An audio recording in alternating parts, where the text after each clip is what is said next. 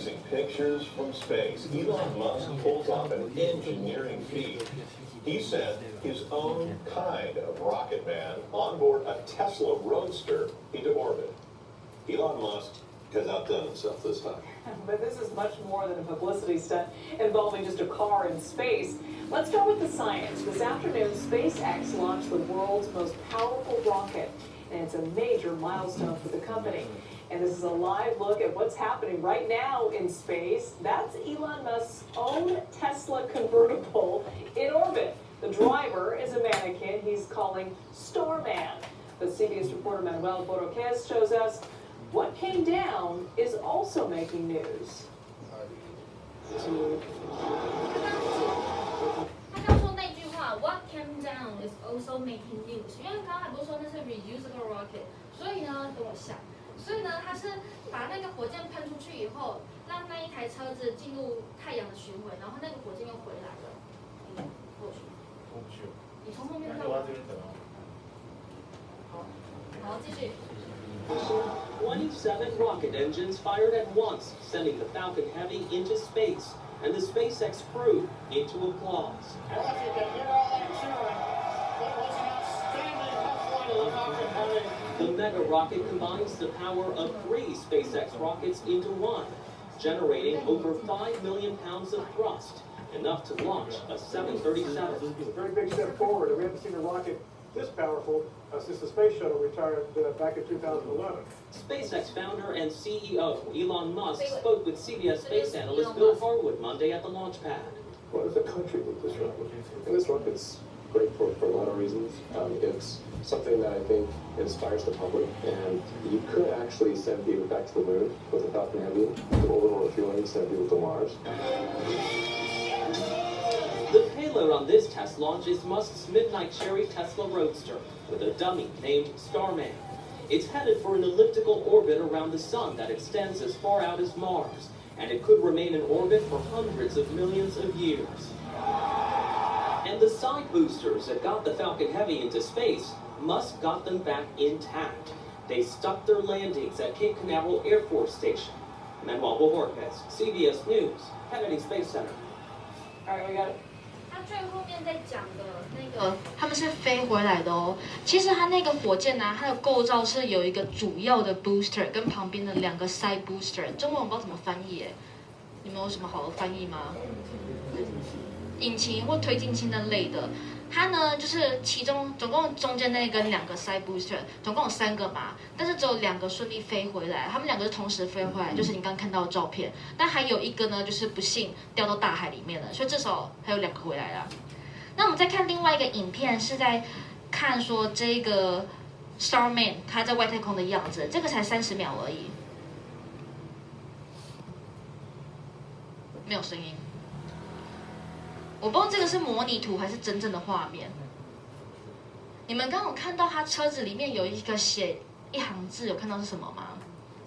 有没有看到？对，对，就是他有写 "Don't panic"， 有没有看到？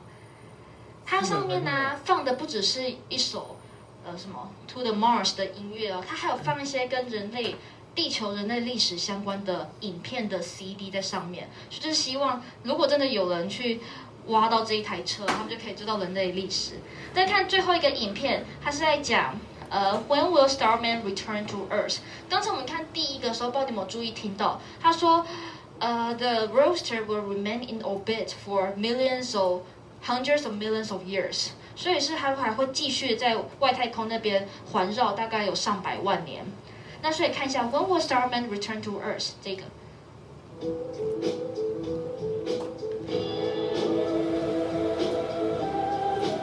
Proved to be accurate for the first few months. But since on the 6th of February 2018, the Falcon Heavy launched Starman in a Tesla Roadster into space.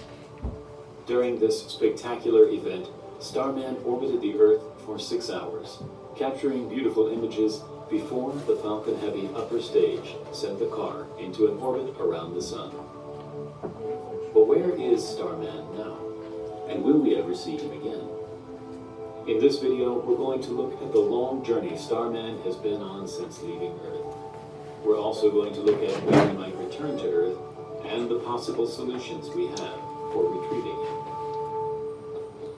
After Starman left Earth's orbit, scientists and amateur astronomers around the world pointed their telescopes toward the night sky in order to track the Roadster and predict its future orbit. A team at JPL used data provided by SpaceX and predicted that Starman would pass by Earth in the year 2091, getting within a few thousand kilometers. This model proved to be accurate for the first few months, but since it was made from a limited amount of data, anything beyond that became increasingly inaccurate.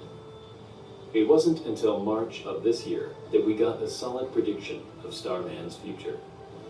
Thanks to an observation of the Roadster seen from a telescope in South Africa, JPL were able to refine their measurements and accurately predict Starman's path for the next 50 years. They concluded that Starman is on a path that will pass by Mars in the year 2020, getting within 4.5 million miles.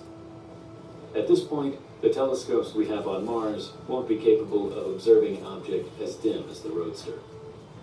Starman will make a closer approach to Mars in the year 2035, getting as close as 1.5 million miles. By then, it's likely we'll have more advanced telescopes on and around Mars to capture an image of the Roadster, even if it's just a tiny dot in the sky. 它还很长，我们就看到这一半就好了。我们刚才看的在后半段，哎，亲爱的，虽然说它是全英文的影片，我知道有些同学应该可以听得懂90%，那有些同学你可能会觉得很多都听不懂，但至少有画面，然后我们也大概知道我们现在讲这个 Starman 它的这台车子会绕去哪边，所以至少你可以听得懂一些关键字，这样就好了。我们慢慢来。好，那先讲一下，他刚才有提到2个时间，一个是2020，他说2020年的时候这台车会怎么样？还记得吗？2020年的时候会很接近火星，然后再来呢是下一个年，还记得是多少年吗？2035，他说2035会怎么样？就是对，离火星更近，而且他说在2035那时候 ，by then we'll have more advanced equipment on Mars， 就是我们在2035可能会有更先进的设备，然后就可以看到这台车。再来，我要最后一个给你们看的是那个网站，它会随时跟你报道说这台车到底在哪里。